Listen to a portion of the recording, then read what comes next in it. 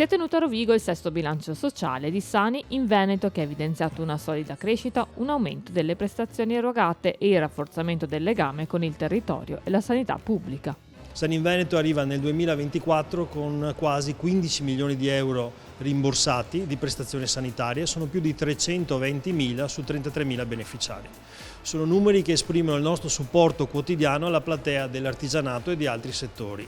È importante che il nostro è un modello molto flessibile che si sta adattando sia alle reti strutture private presenti nel territorio, ma anche con le strutture del sistema sanitario regionale. Un appuntamento in cui il Fondo di Assistenza Sanitaria Integrativa Regionale per i lavoratori delle imprese artigiane ha ribadito la propria mission, ovvero intervenire a sostegno delle spese sociosanitarie di lavoratori e imprese, con aiuti e risposte concrete tagliate su misura delle esigenze dell'artigiano veneto. L'autosufficienza è uno tra i problemi che pesano di più sulle famiglie e quindi noi abbiamo inserito nel nostro nomenclatore questa prestazione che pesa molto anche per i nostri bilanci, però è una cosa che avere nel cassetto è importantissima per tutti gli iscritti, perché nel momento in cui uno deve affrontare un problema di questo genere è veramente un problema quasi insormontabile per le famiglie, quindi l'aiuto che viene dato in questo tema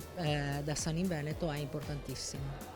Una proposta che risponde al cambiamento demografico del territorio e all'aumento dei bisogni sanitari, in particolare includendo anche la tutela over. Recentemente abbiamo allargato ai pensionati, perché il fondo fino a qualche mese fa arrivava solo unicamente all'età pensionabile. E questo ovviamente è importante perché sappiamo che la stragrande maggioranza dei dipendenti delle imprese artigiane non hanno grandi pensioni. Riuscire ad avere una contribuzione sull'assistenza sanitaria è molto importante.